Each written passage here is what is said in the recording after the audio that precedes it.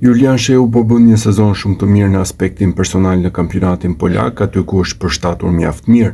Mesfushori është kthyer në protagonist e kombëtarja dhe ka siguruar fanellën e titullarit duke qenë ndër më të dalluarit.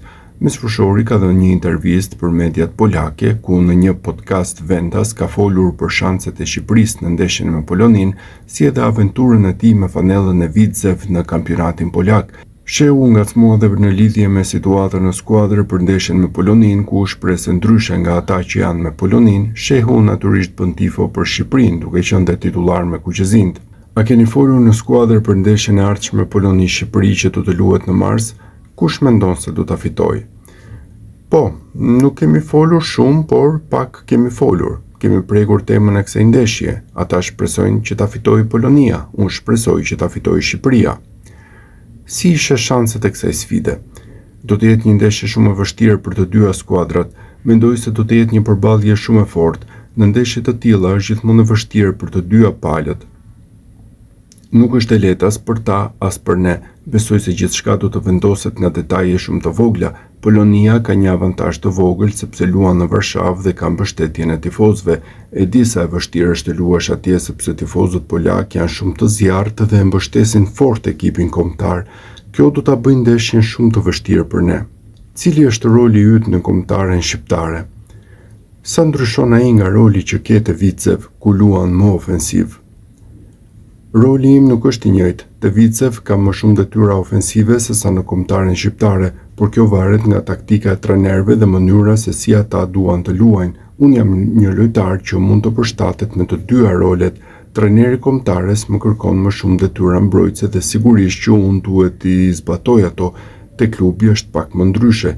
Gjithsesi përpiqem të jap maksimumin si për klubin ashtu edhe për kombëtaren, të jap gjithçka që kam për të ndihmuar ekipin. Shpresoj të vazhdoj kështu dhe të kontribuoj sa më shumë të jetë e mundur. Duke folur me një trajner polak, ai e përshkroi Shqipërinë si një ekip me stil italian. Ai e dakord me këtë dhe cila është filozofia e futbollit të trajnerit Silvino? Po, trajneri ynë ka punuar më parë me trajner italian si Mancini dhe shumë nga lojtarët tanë luajnë në Itali. Prandaj mendoj se ka ngjashmëri.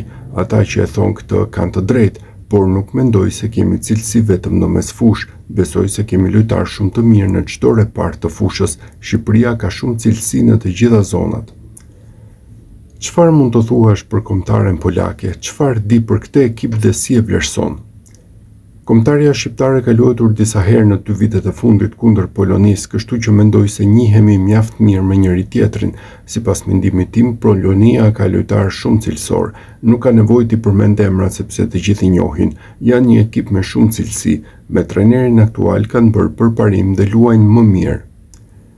Një pyetje për Egon. Duke parë ndeshjen tuaj kundër Jagiellonias, pati një moment diskutimi para penalltisë. Çfarë ndodhi aty? Nuk ka asgjë për të diskutuar. Ne jemi lojtar në fushë dhe kishte 2 lojtarë të caktuar për të gjuajtur penalltin, Berger dhe unë. Në atë moment po flisnim sepse ndihesha mirë për ta goditur. Në fund Berger vendosi të gjuaj penalltin dhe unë e respektoj plotësisht të vendim. Ai shënoi gol dhe kjo është gjëja më e rëndësishme. Nuk ka rëndësi kush e gjuan penalltin, rëndësi ka që topi të përfundojë në rrjet. Në atë moment nuk po kalonim një situatë mirë në ndeshje dhe nuk ishim të kënaqur me rezultatin. Ndonjëherë kur gjërat nuk shkojnë siç duhet, disa situata duken më të mëdha nga jashtë, por realisht nuk ka asgjë për të komentuar. Unë e dua Bergerin dhe shpresoj të shënoj 20 gola këtë sezon. Duke folur për Sebastian Berger, klubi njoftoi dje rinovimin e kontratës së tij. A mendon se ai duhet të ftohet edhe në kombëtare? Trajnerët e kombëtare zakonisht përgatisin ekipin për një periudhë të gjatë dhe tashmë kanë një grup lojtarësh që kanë qenë pjesë e kualifikuesave. E di që është e vështirë të bësh ndryshime tani, por sinqerisht besoj se ai e meriton dhe shpresoj që një ditë të marrë edhe në ftesë në kombëtare.